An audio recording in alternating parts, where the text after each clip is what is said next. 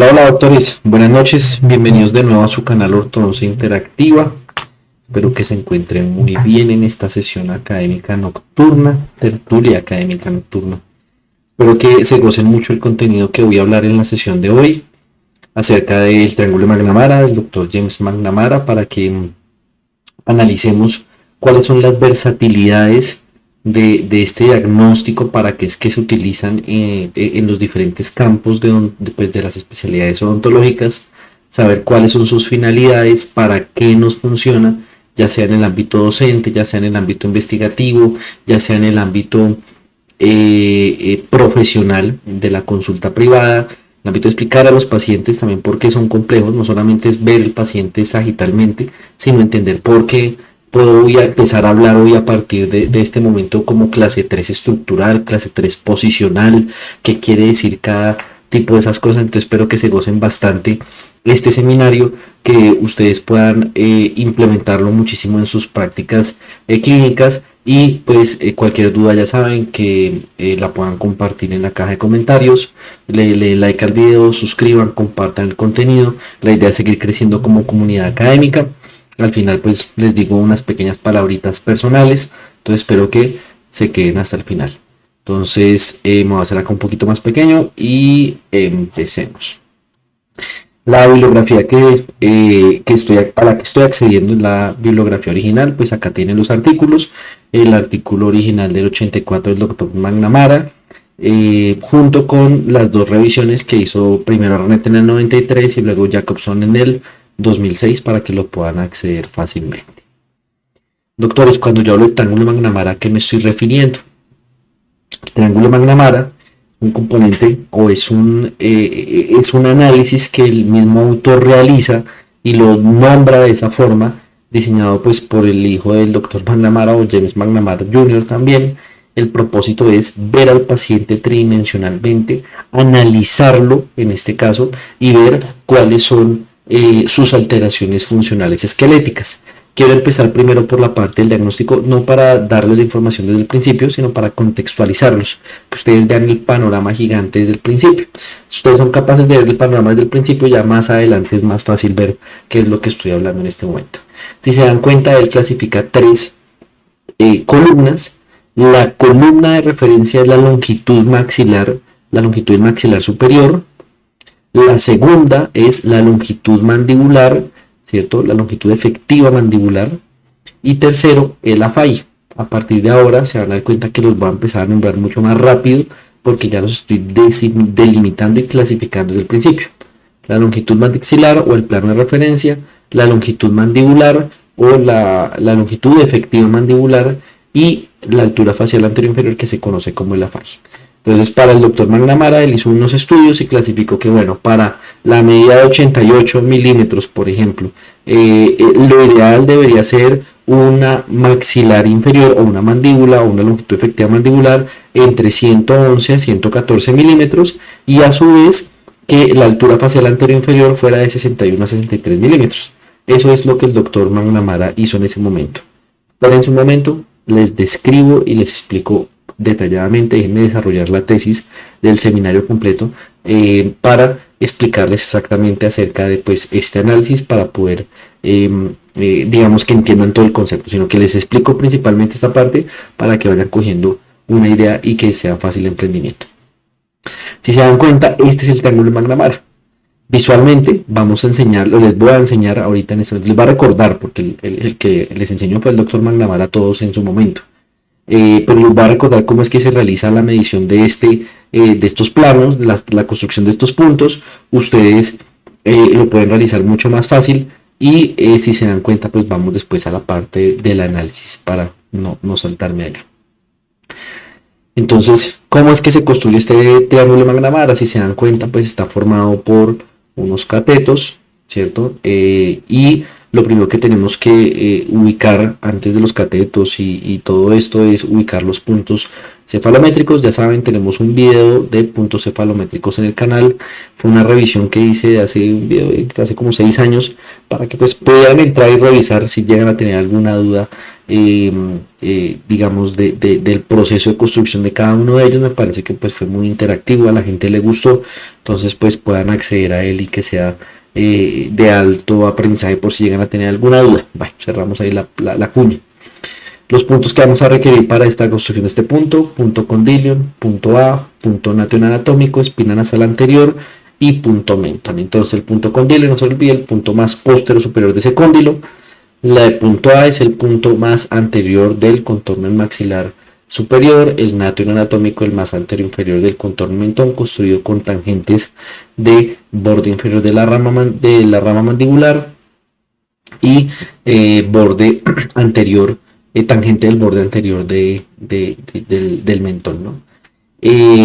Construido y proyectado cefalométricamente en el mentón, ahí también ayuda para construcción del nation anatómico. Espina nasal anterior, punto más anterior de la espina nasal anterior y punto mentón, unión entre la sínfisis del mentón y el borde mandibular aquí en la parte posterior.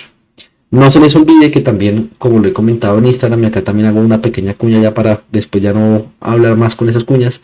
En Instagram publiqué una story, por si no me están siguiendo por ahí, que pudieran hacerlo, acerca de pues la radiografía de perfil. Se utiliza todavía, es un medio válido de calibración entre pares académicos, de enseñanza docente, más que medio diagnóstico. El medio diagnóstico ya está empezando a reevaluarse. Recuerden que a partir de ahora la idea es utilizar solamente el gold estándar, que es la tomografía axial computarizada, la tomografía de Convin, mucho más precisa, para nosotros realizar este tipo de análisis, nosotros poder hacer estas entradas más precisas, ubicación de puntos más adecuada y pues que el diagnóstico sea mucho más eficaz.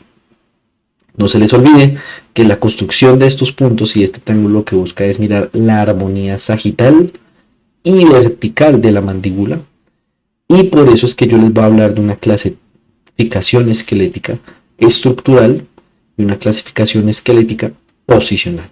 ¿Listo? Cómo construyo los puntos y los planos. Entonces el plano de referencia, el plano maxilar, si se dan cuenta, condilion punto A, pongo esa distancia, esa es la primera columna que estábamos viendo en esta tabla en este momento. La segunda, si se dan cuenta, condilion A, nation anatómico, longitud efectiva mandibular, se los voy diciendo ya con nombre y apellido para que seamos más precisos en nuestro diagnóstico. La tercera, la altura facial anterior inferior, entonces medio desde la espina nasal anterior hasta el punto mentón, altura facial anterior inferior, tercera columna de la tabla que les expliqué hace un momento. Mírenlo acá. Entonces ya tenemos cómo construir ese análisis. Entonces, si se dan cuenta, tenemos las tres tablitas, tienen que ir secuencialmente organizadas. Primero mido la longitud maxilar, que es el plano de referencia del autor, para que lo tengamos claro. La longitud mandibular con su desviación estándar proporcional, es decir, puede ser de esto a esto, respondiendo a la primera medida. Y la altura facial debería ser, dependiendo de esa de esa medida inicial, pues debería ser de cierta forma. ¿Eso qué me va a determinar? Si está dentro del rango, ya sabemos, clase 1 posicional, clase 1 estructural. ¿Sí? Ahora les voy a decir qué es estructural, qué es posicional. Cuando hablamos de estructura, nos referimos, y el autor se refiere, a lo que significa sagitalmente. Es decir, como lo hemos visto siempre, si el paciente tiene el maxilar en proporción, clase 1 esquelética. Si lo tiene mucho más atrás en la mandíbula que el maxilar superior, un retornamiento maxilar, pero en este caso se llama una clase 2 posición estructural. Y si el paciente tiene la mandíbula más adelantada en posición sagital, es lo que estamos hablando de una clase 3 estructural. ¿Listo? Para él, el que está mal casi siempre es la mandíbula. Entonces, por eso, si se dan cuenta, la medida que cambia es la mandíbula, y a lo que me voy a referir ahorita para construir ese diagnóstico que ustedes sean capaces después de al final de analizarlo tridimensionalmente, cómo es que cambia y cómo es que rotan, estos cambios rotan y me afectan tridimensionalmente. Pero por ahora lo que les estoy diciendo es que tengo, si la mandíbula está más larga, es una clase 3 estructural, porque la estructura como tal del hueso está más larga. Si está hacia atrás, o sea, si está disminuida del rango del autor, quiere decir que tengo una clase 2 estructural, ¿cierto? Y acá empieza a entrar el tercer diagnóstico, que es el posicional. Entonces, cuando hablamos de posicional, ya tengo que ver es verticalmente cómo es que está ese maxilar superior, y aquí empieza la carne del asador del análisis como tal, de correlacionar más que la parte sagital y vertical al tiempo. Entonces, ¿yo qué quiero decir acá? Si la mandíbula, entonces vamos a mirar por altura más bien, ¿cierto? Entonces, si esa altura está aumentada, ¿qué quiere decir eso? Eso quiere decir que mi mandíbula, si se fue del rango, ¿no? Si está dentro del rango es clase 1, ¿cierto? Clase 1 posicional. Si ella si ella está aumentada, ¿qué quiere decir esto? Si ella está aumentada, en este caso, por eso tengo tanto la cámara encendida como el gráfico, para que lo puedan ver y entender, para que lo puedan entender con mi juego de manos. Si está aumentada, ¿qué quiere decir? Si está aumentada, quiere decir que la altura facial anterior-inferior está fuera del rango. ¿Y eso qué quiere decir? Que la mandíbula para el autor rotó hacia abajo y hacia atrás en movimiento horario. ¿Qué significa el movimiento horario? Miren, manecillas del reloj, rotó en posición de manecillas del reloj. Y cuando hago ese análisis, ¿qué quiere decir? Que tengo una clase 2 verticalmente. Cuando estoy hablando de nombres, le doy nombre y apellido, tendré una clase 2 posicional, porque la posición de la mandíbula está hacia abajo y hacia atrás, y me hizo que el caso se volviera un clase 2. Si está hacia adelante, sería una, es decir, si rotó en sentido antihorario, lo que le pasa a los viejitos, va a tener una clase 3, porque está disminuida la posición, la mandíbula rotó en sentido pero rotó en sentido antihorario, en este caso volvió a rotar en sentido anterior y superior, y tendría una clase 3 posicional, ¿cierto? Y entonces, aquí es cuando yo analizo los dos diagnósticos que estoy teniendo. Yo puedo tener, por ejemplo, clase 1 estructural, clase 3 posicional, ¿sí? Porque quiere decir que la mandíbula tiene el largo adecuado del rango del autor, la segunda columna, pero cuando tengo clase 3, ¿qué quiere decir? Que el rango de la altura facial anterior-inferior está disminuida respecto a la tabla del autor. Entonces, se dan cuenta, puedo tener ese juego. Y entonces aquí ya empezamos a correlacionar. Puedo tener una clasificación posicional, una clasificación estructural. Y la combino y le voy dedicando también su nombre y su apellido y su análisis de, oiga, venga, ¿y por qué la mandíbula en estos pacientes? Yo porque tengo pacientes que aparentemente parecen perfil recto, pero cuando voy y lo miro encefalométricamente, ellos tienen la mandíbula, una hiperflexión mandibular. Son de pacientes de ángulo alto, pacientes verticalmente, con hiperdivergentes, que uno dice, pues pucha, ¿qué pasó acá? ¿Sí? ¿Qué pasó acá? Que hubo una compensación natural, donde la mandíbula rotó hacia abajo y hacia atrás, y puede ser que la clase 3 se haya camuflado, y ya no sea esa clase 3, que es la que estoy viendo en este momento, sino puede ser simplemente un paciente clase 1 con perfil recto, que era lo que estaba comentando hace unos instantes. Relevante, relevantísimo. Importante, importantísimo, si se dan cuenta. Tengámoslo presente para nuestros análisis de nuestros pacientes. Y entonces aquí es que ustedes se sientan y ustedes dicen, oiga, sí, tiene razón el autor.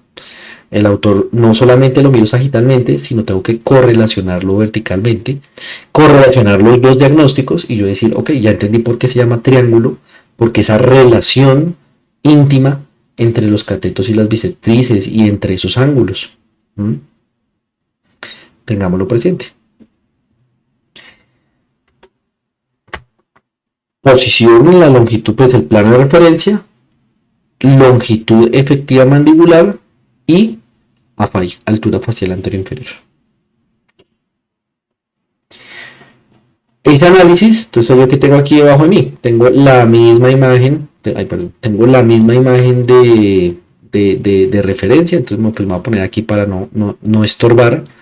Más allá de lo que ya he dicho, si se dan cuenta, pues simplemente es el apoyo de la edad positiva. La longitud efectiva mandibular, que es la de Condylon Nation, diagnostica que la clasificación esquelética estructural, la estructura, el hueso está grande o está pequeño. Mientras que el AFAI, la altura facial anterior inferior, me diagnostica cómo está la posición de ese maxilar. Roto horario o roto antihorario. Y saber cómo lo diagnostico. La suma de los dos me permite diagnosticar íntegramente, engranado, cómo está esa clasificación esquelética. Clase 3 posicional, clase 2 estructural. Puede ser. ¿Qué significa eso? Clase 3 estructural que está grande, pero rotó la mandíbula hacia abajo, hacia atrás, se compensó. Válido, totalmente válido. No estamos siendo, no estamos diciendo un mal diagnóstico, estamos haciendo una adecuado análisis. ¿Para qué sirve este análisis? Entonces, ¿para qué sirve hacer todo esto? 4 puntos claros. Me permite pasar más allá de simplemente analizar y ver al paciente sagitalmente. Diagnosticar el origen del problema íntegramente, qué pasa con esa clasificación, qué pasa con esa mandíbula. Planear los tratamientos desde el chiquito, desde la ortopedia. Oiga, este paciente, pucha, vertical, una hiperflexión mandibular, ¿qué voy a hacer? ¿Cómo lo va a manejar? Paciente este ángulo alto, yo que me voy a poner a abrirles más la mordida, a menos de que tengan la mordida cruzada dental, ¿no? Se abre, se descruza y se vuelve a cerrar. Pero tratar de manejar mucho la erupción dental. Recordemos que entre más erupción en los molares, aumentamos más dimensión vertical, esa falla aumenta, se abre. Pacientes que es necesario lo puedo hacer, pacientes que ya lo tienen aumentado, ¿para qué más? Y valorar el equilibrio facial. Entonces simplemente es analizar ancho visigomático, altura facial, ver cuál es ese biotipo y nosotros analizar es, ¿funciona o no funciona en este caso? ¿Funciona o no funciona este paciente? ¿Yo para qué lo voy a abrir más? ¿Para qué lo voy a abrir menos? ¿Listo? Armonía. ¿Cuál es la utilidad clínica y docente? Entonces yo utilizo esto en ortodoncias prequirúrgicas para analizarle y explicarle a un paciente, para explicarle a un residente, para explicarle a un colega especialista que va más allá de ver la oclusión y de ver ciertas medidas.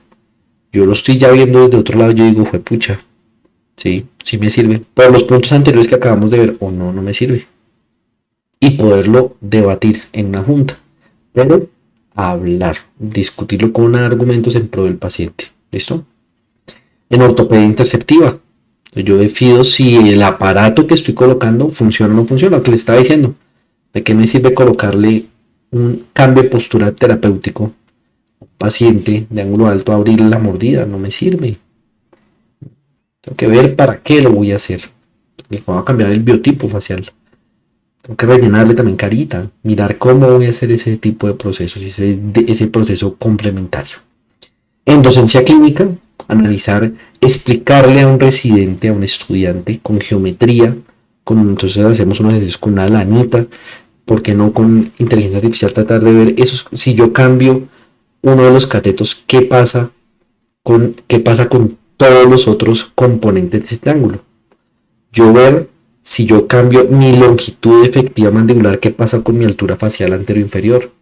¿Qué pasa con esa longitud del maxilar? Si yo la cambio, ¿cómo me cambian esos valores previos? ¿Sí? Es bastante relevante e importante y es por eso que tiene una utilidad importante. Y en I+D, en investigación, hablar de la comparación entre grupos poblacionales. No es lo mismo mi pacientico que viene con etnia europea al paciente americano, y de hecho americano, en América no es lo mismo el paciente hispano al paciente anglo, y no es lo mismo en Colombia el paciente del Pacífico al paciente de la capital. Entonces ustedes se dan cuenta que tienen grupos poblacionales importantes para poder nosotros tener aplicabilidad clínica, predictibilidad y saber para qué me funciona cada cambio clínico en estos grupos poblacionales. Evaluar la eficiencia de las técnicas ortopédicas y ortodónticas, y por qué no quirúrgicas, pacientes donde estemos descompensando en ambientes hospitalarios para procesos de cirugía. ¿Listo? ¿Qué hemos aprendido? Que tenemos una alta importancia de ese triángulo de McNamara. La importancia es porque es reproducible, es fácil, clínicamente se puede aplicar, no me toma una trasnochada completa hacer toda la cefalometría, es claro, listo, claro, el análisis de McNamara es un análisis de tejidos blandos, duros y dentales, pero yo estoy haciendo el triángulo de McNamara, yo lo que estoy haciendo es poniendo un punto en esa relevancia de ese triángulo. A diferencia de otros análisis, porque he escuchado otros triángulos, ¿cuál es la diferencia de esta? Si se dan cuenta, es simple, simplicidad y objetividad.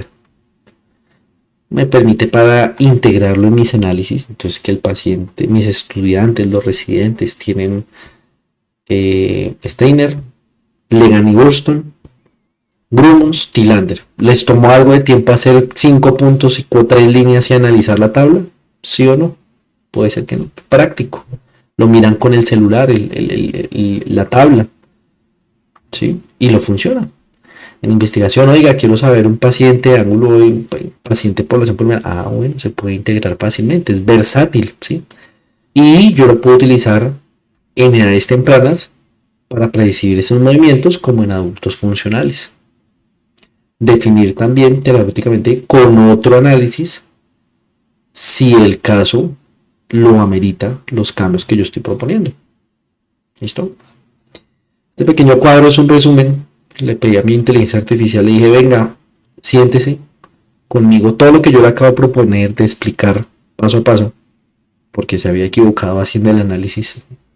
Le dije, ayúdeme a sintetizarlo para el video, para poderlo complementar a la sesión, que ya sea el profesional, ya sea el residente, pueda identificar en un contexto, un resumen, por qué es que es relevante el triángulo de McNamara, cuándo es que es versátil utilizarlo, cómo sería su aplicación docente y por qué es importante utilizarlo.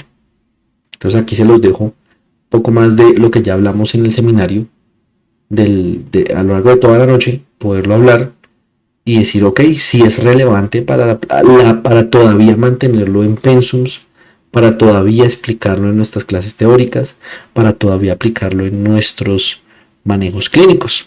¿Listo? Y saber que se puede todavía proyectar para más adelante. Es un estudio que pues tiene cierta historia, pero todavía se puede utilizar su relevancia académica y clínica. ¿Listo? Doctores, lo que les estaba diciendo ya al final, ya para terminar, es muchas gracias por todo este apoyo. Like, suscríbanse, compartan el contenido. Ya casi llegamos a los 4,000 suscriptores. Nos tomó tiempo volver a retomar en YouTube, entonces pues todo este soporte lo quiero agradecer. Esta segunda ola de ver los contenidos, de compartirlos, de verlos, les agradezco bastante. Me tienen en Instagram si quieren algo un poco más rápido, un poco más express. Ahí también tienen mis números de contacto y nos estamos viendo en una próxima sesión. De corazón, muchas gracias por este proyecto académico, de seguir creciendo como comunidad. Siempre he estado abierto al diálogo académico, a que lo comenten, a hablar de las técnicas diferentes. He escuchado en Triángulo de Reine que podemos hablarlo y compararlo para más sesiones adelante. Replantear conceptos teóricos, conceptos clínicos. Estoy dispuesto a la divulgación académica de alta calidad. Muchas gracias a todos, que tengan una gran noche. Nos vemos en un próximo video. Chao, chao.